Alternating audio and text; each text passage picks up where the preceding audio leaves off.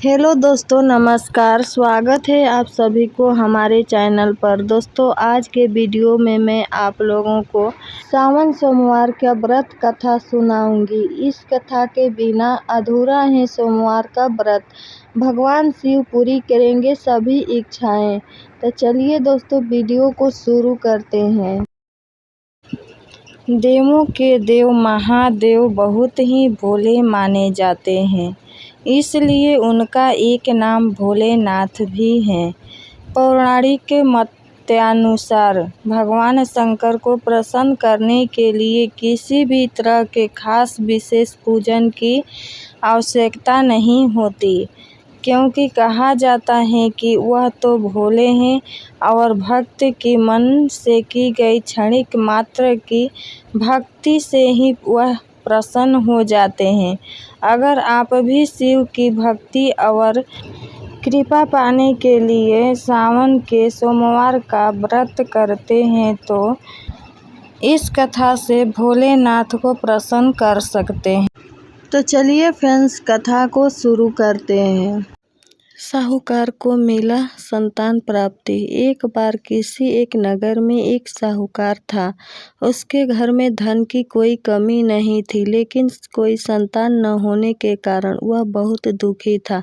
संतान प्राप्ति के लिए वह हर सोमवार को व्रत रखता था और पूरी श्रद्धा के साथ शिव मंदिर जाकर भगवान शिव और माता पार्वती की पूजा करता था। उसकी भक्ति देखकर एक दिन माँ पार्वती प्रसन्न होकर भगवान शिव से साहूकार की मनोकामना पूर्ण करने के निवेदन किया। पार्वती जी के आग्रह पर भगवान शिव ने कहा, हे पार्वती, इस संसार में हर प्राणी को उसके कर्मों का फल मिलता है और उसके भाग्य में जो हो उसे भोगना ही पड़ता है। लेकिन पार्वती जी ने साहूकार की भक्ति देखकर उसकी मनोकामना पूर्ण करने की इच्छा व्यक्त की। माता पार्वती के आग्रह पर शिव जी ने साहूकार को पुत्र प्राप्ति का वरदान तो दिया, लेकिन उन्होंने बताया कि यह बालक 12 वर्ष तक ही जीवित रहेगा। माता पार्वती और भगवान शिव की बातचीत को साहूकार सुन रहा था, इसलिए उसे ना तो इस बात का खुशी थी और ना ही दुख। वह पहले की भांति शिव जी की पूजा करता रहा।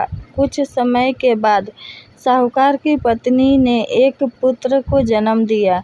जब वह बालक 11 वर्ष का हुआ तो उसे पढ़ने के लिए काशी भेज दिया गया। साहूकार ने पुत्र के मामा को बुलाकर उसके बहुत सारा धन देते हुए कहा कि तुम इस बालक को काशी विद्या प्राप्ति के लिए ले जाओ। तुम लोग रास्ते में यज्ञ कराते जाना और ब्राह्मणों को भोजन दक्षिणा देते हुए जाना। दोनों मामा भांजे इसी तरह यज्ञ कराते और ब्राह्मणों को दान दक्षिणा देते काशी नगरी निकल पड़े। इस दौरान रात को एक नगर पड़ा जहाँ नगर के राजा की कन्या का विवाह था। लेकिन जिस राजकुमार से उसका विवाह होने वाला था वह एक आँख के काना था। राजकुमार के पिता ने अपने पुत्र के काना होने की बात को छुपाने के लिए सोचा, क्योंकि न उसने साहूकार के पुत्र को दूल्हा बनाकर राजकुमारी से विवाह करा दूं।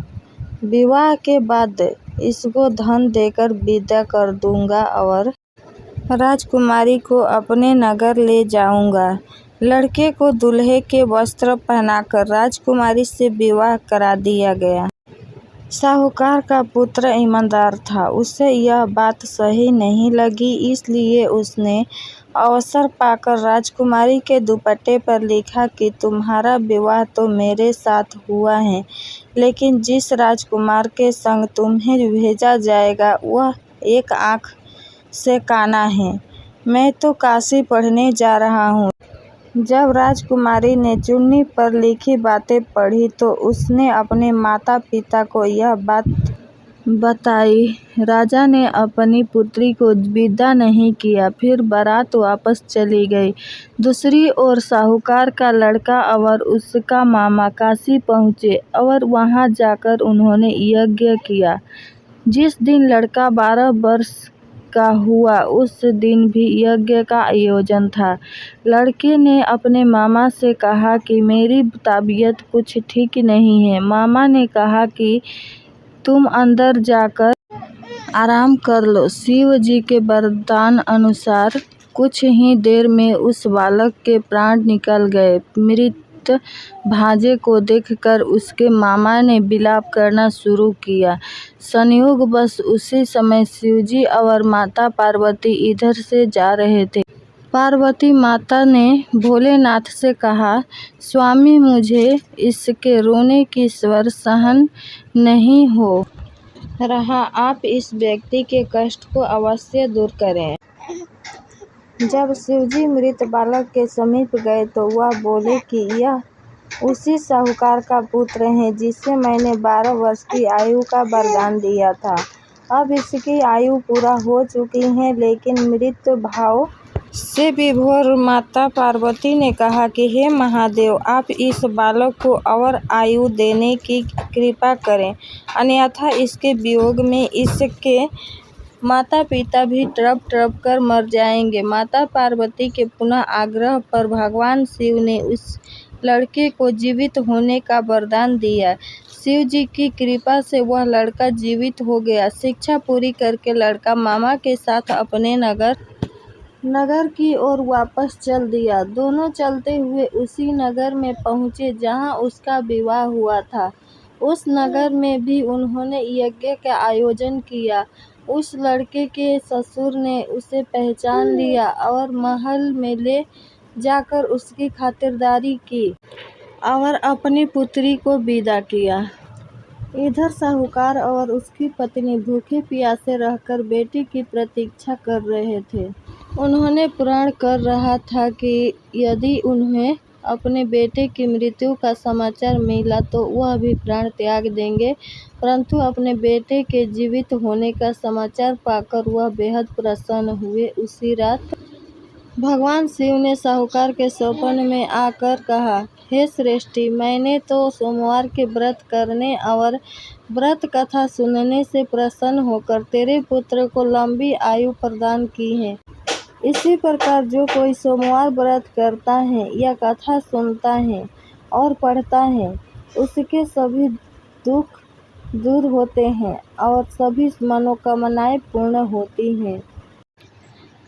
ये कहानी में इतना ही है।